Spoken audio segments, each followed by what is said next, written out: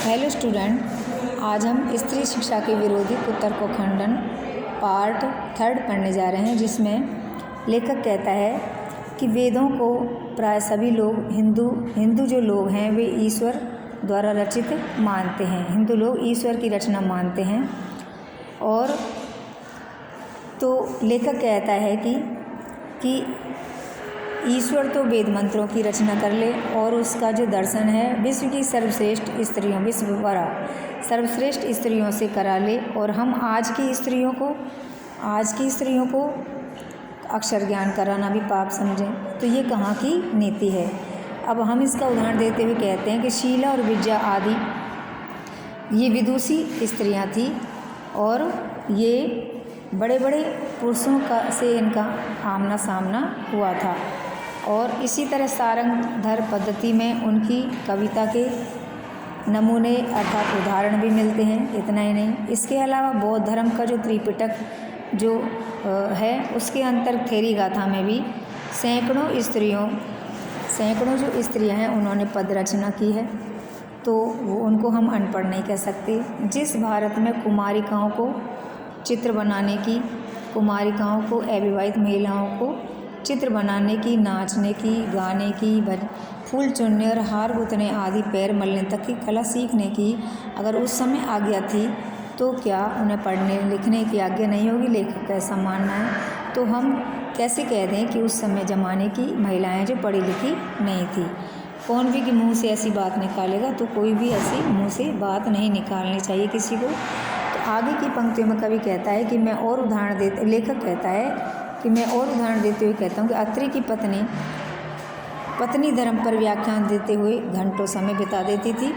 इसके अलावा जो मंडन मिश्र की पत्नी है, जो गार्गी है, वह भी बड़े बड़े ब्रह्मवादियों को हरा देती थी शास्त्र अर्थ करने में। इसके अलावा मंडन मिश्र की सधर्मचारिणी शंकराचार्य के छक्के छुड़ा देती थी। तो इससे और अधिक उदाहरण हम क्या दें?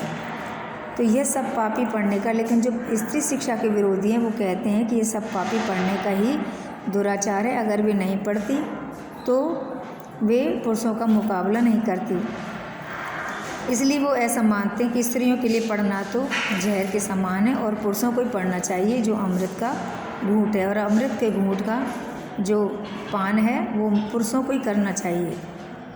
तो ऐसी दलीलें अर्थात ऐसे जो उदाहरण हैं उनके आधार पर कुछ लोग स्त्रियों को अनपढ़ रखना चाहते हैं, और पता नहीं वे इस तरह से अनपढ़ रखकर भारतवर्ष का गौरव बढ़ाना चाहते हैं क्या।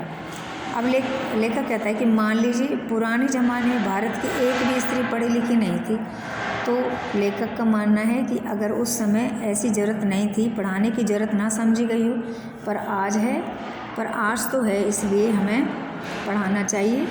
और हमने पुराने सैकड़ों नियमों, आदेशों, प्रणालियों को तोड़ दिया है, तो आज भी हमें इस पुरानी अनपढ़ रखने की परंपरा की चाल को या गति को या परंपरा को तोड़ देना चाहिए। हमारी प्रार्थना तो यह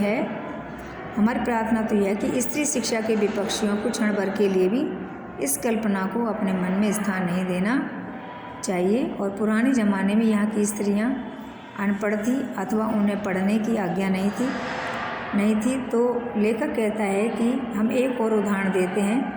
ये देख लीजिए कि जो रुक्मिणी हरण की कथा है वो कहाँ मिलती है, कि श्रीमद्भागवत के 10वें स्कंद के उत्तरार्ध के 53वें अध्याय में रुक्मिणी हरण की कथा है। तो रुक्मिणी हरण की जो कथा मिलती है उसमें उन्होंने एक लंबा चौड़ा पत्र लिखा था एकांत में, और उसे ब्राह्मण के हाथों श्री कृष्ण को भेजा था। तो हम कैसे कह दें कि उस समय महिलाएं पढ़ी लिखी नहीं थी, और वह भी प्राकृत में नहीं था। उसके प्राकृत में होने का उल्लेख भागवत में नहीं मिलता है। उसमें रुक्मिणी ने जो अपना पांडित्य दिखाया है उसके अनपढ़ और अल्पज्ञ होने का और गंवारपन का तो बिल्कुल भी सूचक नहीं है।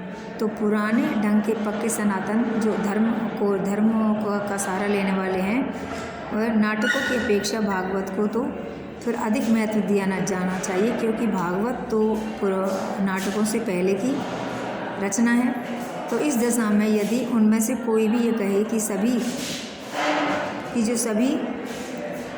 प्राचीन कालीन प्राचीन कालीन जो स्त्रियां अनपढ़ होती थी तो उनकी बात पर विश्वास करने की बिल्कुल भी ज़रूरत नहीं है। तो इस तरह से इस पाठ में महिलाओं के पढ़े लिखे होने के बहुत सारे उदाहरण दिए हैं। Thank you.